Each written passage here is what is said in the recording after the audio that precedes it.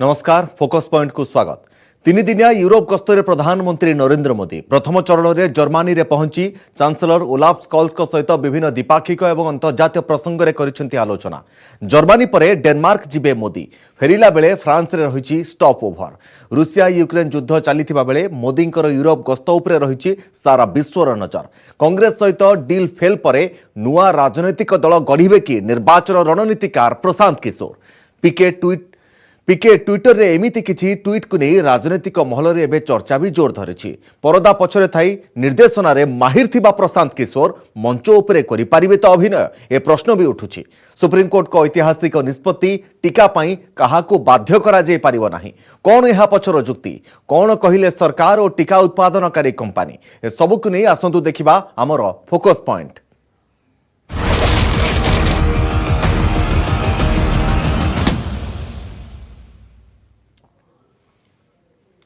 प्रधानमंत्री नरेंद्र मोदी उपरे सारा विश्वर नजर। रूसिया यूक्रेन मध्य घमाघोट युद्ध चली बेले तीन दिनिया यूरोप गस्तरे प्रधानमंत्री मोदी प्रथम चरण में जर्मनी में पहुंची। बर्लिन में चांसलर ओलाफ स्कॉल्स सहित विभिन्न द्विपाक्षिक और अंतर्जातीय प्रसंग में से करिसेंती आलोचना। भारत जर्मनी इंटर गवर्नमेंटाल कंसल्टेशन रे मिलित अध्यक्षता करिसेंती मोदी और स्कॉल्स। जर्मनी गस्त पर डेनमार्क जिबे मोदी आउ फेरिबा बेले फ्रांस रे रही स्टॉप ओभर।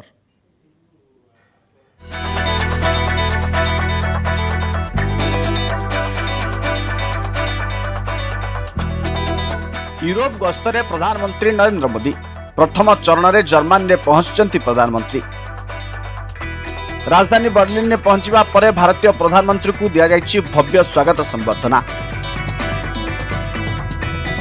निजे चांसलर ओलाफ स्कॉल्स विमानबंदर में प्रधानमंत्री नरेंद्र मोदी को करिसेंती स्वागत। स्वागत संबर्धना पर सीधा होटेल को जाइतिले प्रधानमंत्री, जेउठी तांकु देखिबाकू अनेक भारतीय रुंड होइतिले।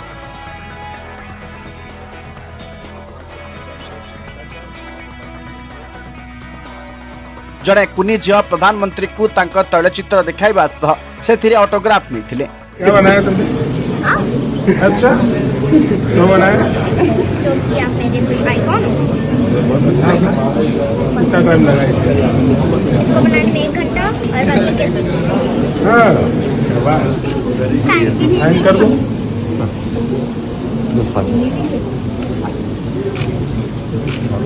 वापस से दे देना।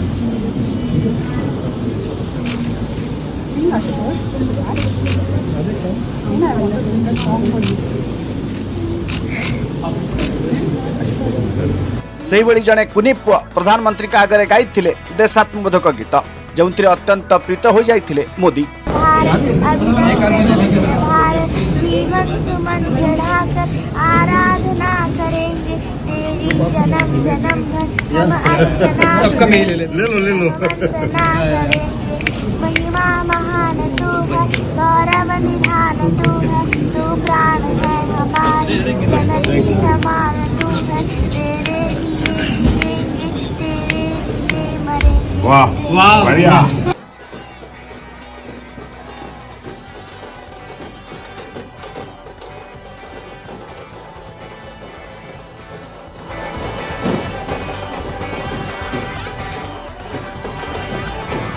गत डिसेम्बर में ओलाफ स्कॉल्स जर्मनी चांसलर भाव निर्वाचित होती।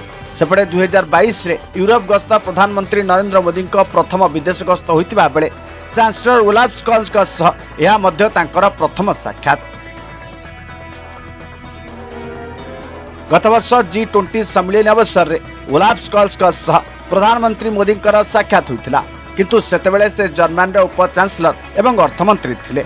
फेडराल चांसलर दुई नेता विभिन्न द्विपाक्षिक एवं अंतर्जातीय प्रसंग में आलोचना करछंती। सेहिभଳି अपराह्न भारत जर्मनी इंटर गवर्नमेंटाल कंसल्टेशन रे दुई नेता मिलित अध्यक्षता करछंती। भारत जर्मनी कूटनीतिक संपर्क को गत वर्ष 70 वर्ष पूरीथिबा बेले 2000 मसीह उभय परस्पर स्ट्रेटेजिक पार्टनर रहिछंती। व्यावसायिक गोल बैठक बा बिजनेस राउंड टेबल को मध्य दुई नेता मिलित भाव संबोधन करछंती। कोविड जगु विश्व अर्थनीति दोहली जाइतिबा बेले सुधार क्षेत्र विभिन्न दिग उपरे व्यावसायिक बैठक रे होइछि आलोचना। दुई देश मध्य व्यावसायिक संपर्क वृद्धि पाई मध्य दुई नेता प्रतिश्रुतिबद्ध होइछंती। जर्मनी में थिबा भारतीय समुदाय को मध्य संबोधन करिसेंती प्रधानमंत्री नरेंद्र मोदी। जर्मनी गस्त पर यूरोप गस्तर द्वितीय चरण में डेनमार्क जिबे प्रधानमंत्री नरेंद्र मोदी। प्रधानमंत्री मिटी फेडरेशन निमंत्रण कबे मोदी डेनमार्क जाउथुवा बेले राजधानी कोपेनहेगन में अनुष्ठित होबाकु थिबा द्वितीय इंडिया नॉर्डिक सम्मेलन में जोग देबे। सही सम्मेलन में डेनमार्क सह फिनलैंड, आयरलैंड, स्वीडन और नॉर्वे आदि देशर प्रधानमंत्री माने जोग देउछंती। एसबु देशगुड़िक सह विभिन्न द्विपाक्षिक और व्यावसायिक प्रसंग नहीं सम्मेलन में आलोचना करेंगे प्रधानमंत्री नरेंद्र मोदी। 2018 में प्रथम थर पर होता इंडिया नॉर्डिक सम्मेलन। बहुत ही अच्छा लगा। हम लोग सुबह से 2-2.5 घंटे से उनका वेट कर रहे थे, उनको वेलकम करने के लिए उनके होटल के बाहर खड़े थे और यहाँ पे वो आए। उनको जो यहाँ पे जर्मन गवर्नमेंट जो उन्हें प्रोटोकॉल दे रहा है वो देख के हमें भी अच्छा लग रहा है कि हमारे लीडर को इतना रिस्पेक्ट मिल रहा है एंड उन्होंने हमें वेव किया। बहुत ज़्यादा एक्साइटमेंट था और हम लोग कल रात को 400 किलोमीटर ड्राइव करके यहाँ पे पहुँचे हैं करीब 1:30-2 बजे और फिर से 4 बजे से हम लोग रेडी होके यहाँ पे उनकी एक झलक पाने के लिए रुके थे। तो 2 घंटे से और ठंड भी काफ़ी है और बहुत अच्छा लगा वो जो 10 सेकंड रुक के उन्होंने एटलीस्ट ये उनका बड़प्पन है। बड़े ही खुश है। 5 बजे की जो थकान थी वो बस 5 मिनट में देख के सब गायब हो चुकी है। कैसा रहा एक्सपीरियंस? बहुत ही बढ़िया, मतलब शब्दों में बयान नहीं कर सकते वैसा एक्सपीरियंस था ये। मैं बहुत ही ज्यादा उत्साहित हूँ। मैं पहले से मिलने से उनके लिए बहुत उत्साहित था और जैसे ही उनकी झलक पाई 5 सेकंड की उस झलक ने पूरे चेहरे खिला दिया हमारे और मन में एक शांति सी कि हाँ वो यहाँ आए और उनका हम इतनी नजदीक से देख पाए। बहुत ही ज्यादा खुशी है इस बात की।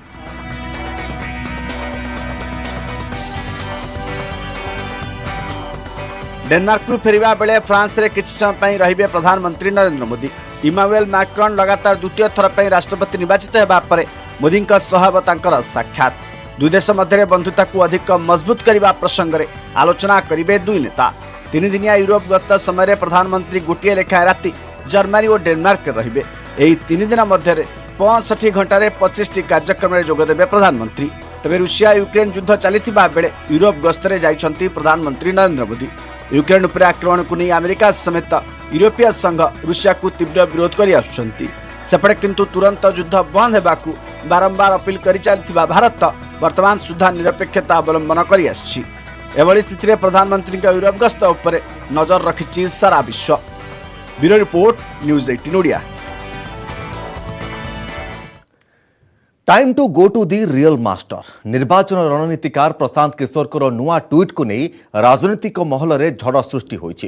कांग्रेस सहित डील फेल मारिबा परे कौन रहिबो परवर्ती राजनीतिक आभिमुख्य ताकू ट्वीट जरिए निजे ट्वीट करिसेंती पीके। बिहारु पॉलिटिकल फ्रंट जनस्वराज आरंभ करने से संकेत देइछंती। मे 4 तारिख में निजर पॉलिटिकल प्लान घोषणा करने को निष्पत्ति नैछंती पीके। तेबे प्रशांत राजनैतिक दल गठन योजना बिहार रे काम देब ना नाही बोली कहिसेंती जेडीयू, आरजेडी एवं बीजेपी।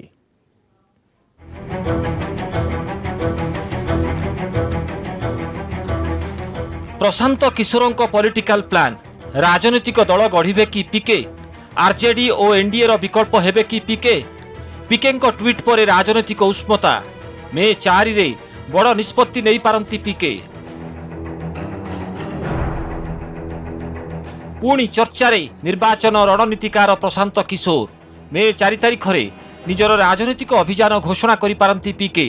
प्रथम 2 दिन अण राजनैतिक व्यक्ति विशेषज्ञ सह विचार विमर्श करिवे। बुधवार सांबादिक सम्मेलन रे से निजर राजनैतिक आभिमुख्य स्पष्ट करिवे। चर्चा हेउछि प्रशांत किशोर घोषणा करि पारंती नुआ राजनैतिक दल। बिहार आरंभ होई पारे पीके पॉलिटिकल कैंपेन। कांग्रेस सह डील फेल मारिबा परे निजे एक राजनैतिक शक्ति गठनर संकेत दैछंती पीके। से ट्वीट करी निजर नुआ अभियान संपर्क में आभास दैछंती। पीके कहिछंती जे गणतंत्र रे सार्थक भागीदारी एवं जनहितकारी नीति को स्वरूप देवार प्रयास दीर्घ 10 वर्ष धरी चलिछि। जीवनर नुआ पृष्ठा जानि पारुछि जे वर्तमान समय रे प्रकृत मालिक हेउछंती जनता। सेमानक निकटतर होई सेमानक समस्या एवं प्रसंग गुडी को बुझी नुआ संगठन जनस्वराज गठन करिबाकू पड़िबो। आउ एहार आरंभ बिहार हेबो। प्रशांत किशोर को ट्वीट को नहीं बिहार राजनीति रे हटचमट सृष्टि होइछि। प्रशांत राजनीतिक दल गठन इच्छा शक्ति किछि नुआ कथा नुहे। 2020 फेब्रुआरी रे तांकु जेतेबेले जेडीयू रो उपसभापति पदरु बहिष्कार करा जायतिला सेतेबेले मध्य से नुआ पार्टी गठन पई प्रयास करिथिले। सेतेबेले से बात बिहार की लॉन्च करिथिले। मात्र पीके को एही स्लोगान विवादीय होइतिला। प्रशांत कांग्रेस रो आइडिया हाईजैक करिथिबा अभियोग आसीबा परे एथिरु ओहरी जायतिले पीके। 2 वर्ष पर पुणी थरे बिहार जनता को एक सूत्र में जोड़ा जनस्वराज नारा देइछंती। कौतूहलर विषय हेउछि पीके एभली पदक्षेप नेबाकू निष्पत्ति नेइछंती जेतेबेले मुख्यमंत्री नीतीश कुमार को जेडीयू एवं आरजेडी मध्यरे पुणी थरे मेंट गठन नहीं चर्चा हेउछि। आरजेडी सुप्रीमो लालू प्रसाद को स्त्री तथा बिहार पूर्वतन मुख्यमंत्री राबड़ी देवी इफ्तार पार्टी रे नीतीश को योगदान बिहार राजनीति को हलचल करिथिबा बेले प्रशांत किशोर नुआ गोटी चालना करने उद्यम करुथिबा चर्चा हेउछि। तेबे पीके पॉलिटिकल प्लान को हालुका भावे नेइछंती बिहार 3 अग्रणी राजनीतिक शक्ति आरजेडी, बीजेपी एवं जेडीयू। प्रशांत किशोर जी का क्या कार्यक्रम है नहीं है मैं नहीं जानता हूं। प्रशांत किशोर जी अपने संगठन के कार्यक्रमों को बहुत पहले बिहार में उन्होंने लॉन्च किया था, लेकिन उसके बाद उनकी गतिविधि बिहार में नहीं हुई। अब जैसा कि आज वो कुछ करने जा रहे हैं, प्रेस वार्ता में क्या करेंगे नहीं करेंगे वो प्रशांत किशोर जी बताएंगे, वो जानेंगे। पहले तो प्रशांत किशोर जी को ये बताना पड़ेगा कि मैं अब इवेंट मैनेजमेंट छोड़ करके और अब मैं पॉलिटिकल रूप से बिहार के सेवा के लिए आया हूं। पहले उनको बिहार में अपना पैर जमाना पड़ेगा। कभी वो कलकत्ता, कभी काठमांडू तो कभी चेन्नई में रहते हैं। बिहार देश का सबसे परिपक्व राज्य है, राजनीतिक रूप से यहाँ के लोग जागरूक हैं। तो प्रशांत किशोर जैसे लोगों पर यहाँ के जनता का विश्वास करना और जनता को प्रशांत किशोर को समझना अभी बहुत दूर की बात है। प्रशांत किशोर जी की पहचान एक चुनावी रणनीतिकार के रूप में रही है। कई राज्यों में उन्होंने कई राजनीतिक दलों के लिए काम किया। कुछ जगहों पर सफलता मिली, कुछ जगहों पर असफल भी हुए। हमारे लिए राष्ट्रीय जनता दल के लिए कोई चुनौती नहीं हो सकते। पीके जनस्वराज कनेक्शन एवं भी अस्पष्ट रही। तेबे सूत्र अनुसार प्रशांत संगठन तुरंत निर्वाचन लड़ी न पारे। पीके संभाव्य राजनीतिक फ्रंट प्रथमे युवपीढ़ी को एकाठी करने को प्रयास करिबो। बिहार राजनीति में तेजस्वी यादव, चिराग पासवान एवं कन्हैया कुमार को भली युव राजनेता मुख्य स्रोतरे थिबा बेले पीके प्लान नुआ राजनीतिक द्वंद्व सृष्टि करि पारे। 2021 पश्चिमबंग विधानसभा निर्वाचन पर प्रशांत किशोर घोषणा करथिले जे से आउ कोनोसी राजनीतिक दल पई परामर्शदाता किंबा निर्वाचन रणनीतिकार भावे कार्य करिवे नाही। एपरिक निज द्वारा गठित Indian politics action committee IUPAC रु मध्य दूरे आसीथिले। मात्र एप्रिल शेष आड़क प्रशांत किशोर कांग्रेस रे सामिल हेबा नै जोरसोर रे चर्चा होइतिला। एपरिक से कांग्रेस अध्यक्ष सोनिया गांधी को भेटिबा सह कांग्रेस पाई 2024 साधारण निर्वाचन ब्लू प्रिंट प्रस्तुत करथिले। मात्र फेल मारिला पीके एवं कांग्रेस डील। प्रशांत नुआ राजनीतिक आह्वान को स्वागत करिसेंती राजनीति विशारद। I think PK is indicating about his direct involvement in participatory politics now. I wish him all the best. Welcome to the arena, PK. And I hope that we will get a secular ally who believes into democratic, participatory, pro-people politics. And I also hope that your determination towards a democratic process where people gets their due participation does not get diluted under pressure from establishment, the current establishment.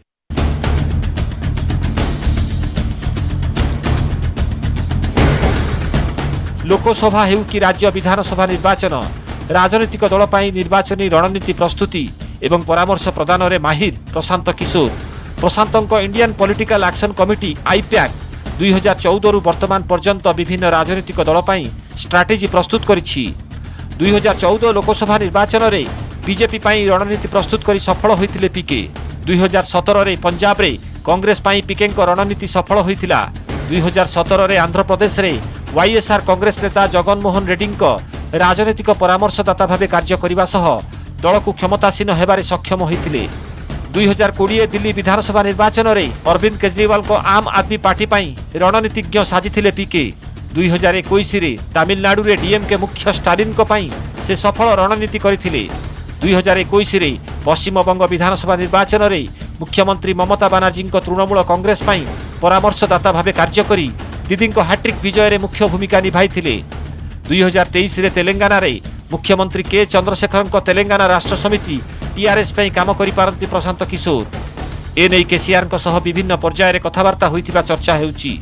2024 Lok Sabha elections, Bihar, UP are states which matter in the Hindi heartland, and that is where an ace political strategist like PK hopes to make a difference. But his earlier attempt at this kind of a platform, which was called Baat Bihar Ki in 2020, did not exactly kick off. He has disengaged himself from IPAC, which has also got his latest account in Telangana, that is the TRS party, which is the ruling party over there. But can the ace political strategist, who's often accused of picking a winning side, really be on the winning side? Because politics game is not really all that easy, and certainly not in a state like Bihar. निर्वाचन ପାଇଁ रणनीति प्रस्तुत करिबा एवं राजनीतिक दल गढ़ी सफल हेबा मध्यरे आकाश पाताल फरक। निर्वाचनी रणनीति रे सफल होइतिबा पीकेंक फर्मुला पार्टी गठन रे काम करिबो किना ताहा केवल समय ही कहिबो। Bureau report, news 18 Odia. Covid टीकाकरण को नहीं सुप्रीमकोर्ट को ऐतिहासिक राय। टीका नेबाकू काहाकू बाध्य करि परिबेनी सरकार। सुप्रीमकोर्ट को 2 जणिया खंडपीठ ए निर्देश देइछंती। टीकाकरण प्रतिक्रिया प्रभाव उपरे रिपोर्ट प्रकाश करबाकू सुप्रीमकोर्ट केंद्र सरकार को निर्देश देइछंती। निर्देशनामा केवल टीकाकरण रे सीमित बोली स्पष्ट करिसंती सर्वोच्च न्यायालय। तबे सामूहिक स्वार्थ दृष्टिरू सरकार कटकणा लागू करें खंडपीठ कहते। तमिलनाडु, महाराष्ट्र और मध्यप्रदेश सरकार बाध्यतामूलक टीकाकरण नियम सपक्ष में जुक्ति बाढ़ी बेले कोरोना टीका उत्पादनकारी संस्था सेरम इंस्टीट्यूट और भारत बायोटेक निज निजर पक्ष रखिंट।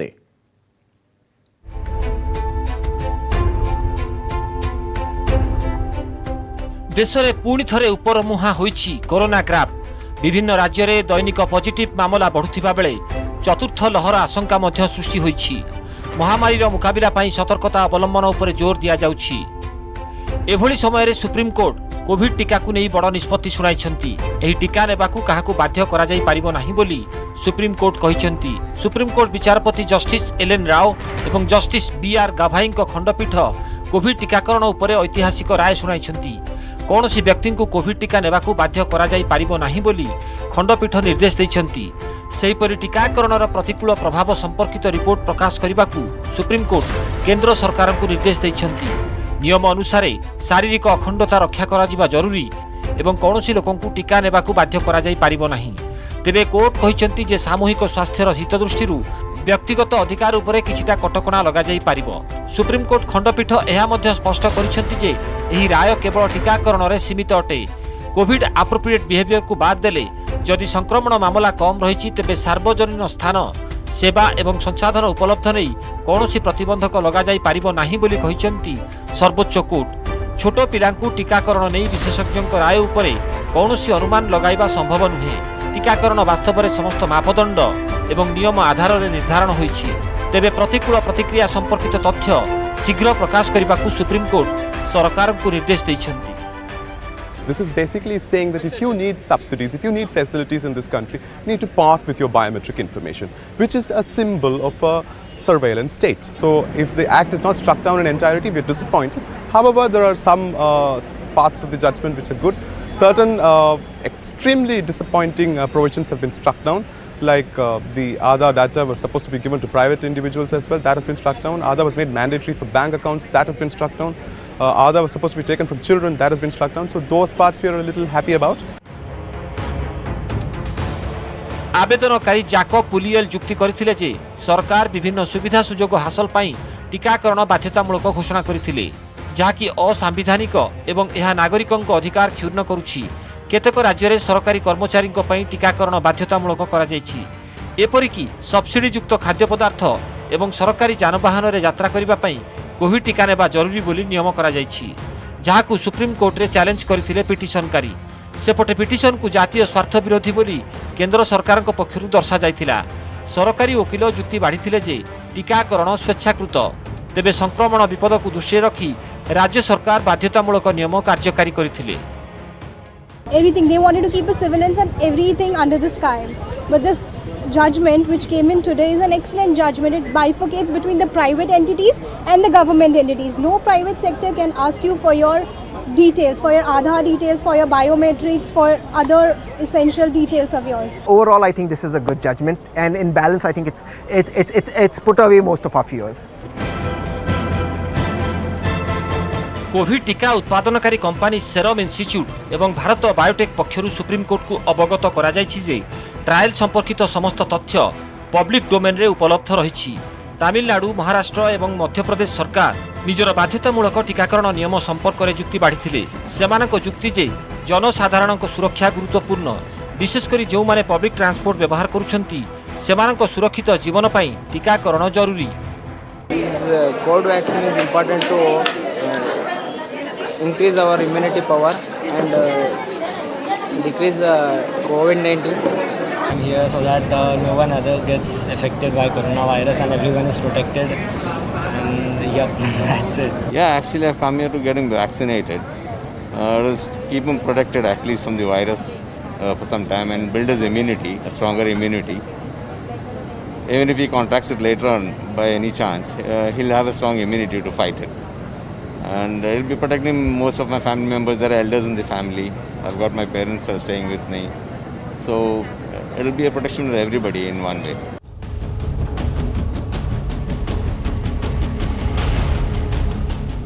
देश में 3000 उपरे रही कोरोनार दैनिक संक्रमण। शेष 24 घंटे चिन्हट होती 3157 नुआ मामला। सेहीपरि गोटे दिन में सुस्थ होती 2723। देश में एक्टिव केस 19500 रही बेले यह मोट केस्र 0.05%। आरोग्य हार रही 98.74%। दैनिक पॉजिटिविटी हार 1.07 रही बेले साप्ताहिक पॉजिटिविटी हार होउछि 0.70%। बढ़ुवा संक्रमण को आखि आगे रखी स्थिति उपरे नजर रखा प्रभावित राज्यर सरकार को अलर्ट रही केंद्र सरकार पक्षर निर्देश दि जाइछि। भारत में विश्वर बड़ टीकाकरण अभियान जारी रही बेले वर्तमान सुधा पाखापाखि 190 कोटी डोज दि जाइछि।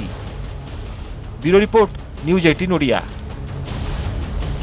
खरा दाउ साधुवा बेले डराउछि संभाव्य बात्या। गोटे पटे सूर्यर प्रकोप तो अन्य पटे समुद्ररू विपद। दक्षिण अंडमान सागर में घूर्णिबलय सृष्टि हेबा परे ताहा मे 7 बेलकु नहीं पारे बात्यार रूप। ता ओडिशा रे लैंडफॉल करिवार संभावना थिबा कहि आसुछन्ते विशेषज्ञ। तेणु मुकाबिला प्रस्तुति बैठक करिछि बीएमसी। बात्या आश्रयस्थल, खाद्य सामग्री, ड्रेनेज समस्या उपरे विशेष भाव में गुरुत्व दिया जाउछि। अग्निशम बाहिनी और ड्राफ्ट टीम को भी प्रस्तुत रहिबाकु कहा जाइछि।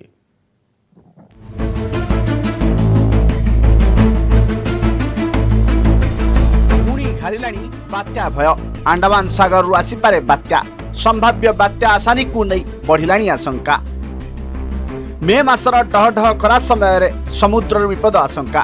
आईएमडी रो सूचना अनुसार आसंता 4 तारिख रे दक्षिण अंडमान सागर रे सृष्टि हब घूर्णिबलय एवं 6 तारिख बेलकु सृष्टि हब लघुचाप और परवर्ती 24 घंटा रे यह अधिक घनीभूत हेबो। आउ 7 तारिख बेलकु नहीं पारे बात्यार रूप। बात्या ओडिशा रे लैंडफॉल करिवार संभावना अधिक थिबा कहउचंती पाणीपाग विभाग। सेपटे उपकूल रे सामान्य आश्वस्ति मिलिथिबा बेले जळुची आभ्यंतरीण ओडिशा। आगामी किछि दिन जाय एभली स्थिति जारी रहे बोली कहिछि पाणीपाग विभाग। खरा सांगकु सक्रिय रहिबो काला बैसाखी। 3 तारिख रे बालेश्वर, भद्रक, जाजपुर, केन्द्रापड़ा, कटक, जगतसिंहपुर, मालकानगिरी, कोरापुट, रायगड़ा, गजपति, केन्दुझर, मयूरभंज, नवरंगपुर, नुआपड़ा, कंधमाल, कलाहांडी और सुंदरगढ़ रे बिजुली घड़घड़ी सह वर्षा होगा नहीं येलो अलर्ट जारी करिछि पाणीपाग विभाग। अभी हमारा लो प्रेशर का जो है फोरकास्ट उसमें अंडमान सी, साउथ अंडमान सी में 6 का आसपास लो प्रेशर बनने का चांसेस है और उसका सब्सिक्वेंटली इंटेंसिफिकेशन होने का भी चांसेस है। अभी हम 4 से 6 तक जो है वार्निंग जो है दक्षिणी अंडमान और जो बे ऑफ बंगाल का आर्जेनिंग एरिया है मना कर रहे हैं नहीं जाने के लिए। काफी जो इंडिकेशन है कि सिस्टम इंटेंसिफाई करेगा। तो बहुत मतलब ये इंपॉर्टेंट है कि जो भी वहाँ एक्टिविटी है चाहे जो फिशरमैन मेनली वो उसी को हम लोग मना कर रहे हैं जाने के लिए उस सी में, ठीक है ना। और उड़ीसा और जो बंगाल है वहाँ काल वैशाखी शुरू हो चुका है। संभाव्य बात्या को नहीं बीएमसी आरंभ करिछि मुकाबिला प्रस्तुति। एसआरसी निर्देश क्रमे प्राथमिक बैठक रे तलिया अंचल लोकों को बात्या आश्रय स्थल को स्थानांतर करबा, 72टी आश्रय स्थल को प्रस्तुत रखिबा, वर्षा समय जलबंदी और ड्रेनेज समस्या पर अधिक गुरुत्व दिया जाइछि। 31टी संवेदनशील ड्रेन चिन्हट होई काम आरंभ होइछि। बात्या परर स्थितिर मुकाबिला पई आवश्यक सामग्री मौजूद रखिबाकू निर्देश दिया जाइछि। सेहिपरि अग्निशम बाहिनी और ओड्राफ्ट टीम को भी प्रस्तुत रहिबाकू कुआ जाइछि। 35 जगह आम संभाव्य जो वाटर लगिंग हुए सेमती जगह को चिन्हट कर इमिडिएट तो किसी करहबन से इमिडिएट आम केवल पंपिंग करूँ डी वाटरिंग करूँ सेल्टर होम सेठी किभली भाव में इलेक्ट्रिफिकेशन किभली भाव ड्रिंकिंग वाटर रंधा खाद्य प्रोवाइड करा हेल्थ किभली भाव में ठीक से नहीं व्यवस्था करा आम पाखे rescue fire fighting road clearance जो रिस्टोरेशन काम जहाँ मौजूद उपकरण अच्छी मु भावुची सेटा आमर वर्तमान एडिक्वेट अच्छी जदि किसी भुवनेश्वर को विगत फनी की कैपेसिटर किसी बात्या आसला आउ बेसी क्षय क्षति होबार संभावना है तो सेटा आमर उच्च स्तर में निष्पत्ति होकर अधिक संख्यक लोक एवं उपकरण भुवनेश्वर को मोबिलाइज करा बात्या आम राज्यर चिर सहचर हेले बात्या एपर्यंत केवल संभावना स्थिति रे अछि तेणु भयभीत न होई सतर्क रहिबाकू परामर्श दिया जाइछि। भुवनेश्वर कैमरा पर्सन सुश्री सुलोचना सह निरुपमा बेहरा न्यूज 18 ओडिया। कोरापुट जिला नंदपुर थाना इंस्पेक्टर को होइछि मरणात्मक आक्रमण कटुरी चोटरू से अल्प के वर्ती चिनामाटी खଣି अंचल गस्त बेले गाँ लोकंकर विरोध से सामना करथिले आउ एतिके बेले थाना बाबूंको ऊपर होइथिला मरणात्मक आक्रमण घटना रे 2 जन को अटक रखिछि पुलिस।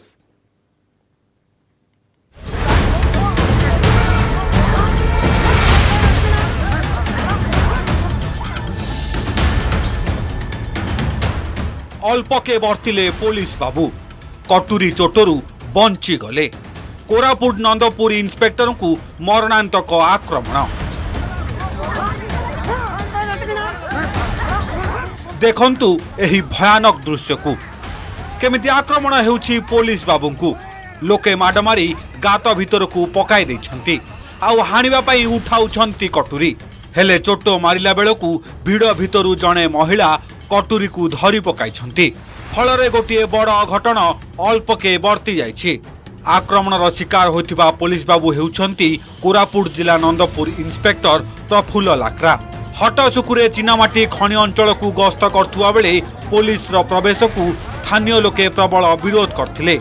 एहा परे नंदपुर थाना इंस्पेक्टर प्रफुल्ल को धक्का मारी गात को ठेली देथिले आउ कटुरी रे हानिबाकू उद्यम करथिले।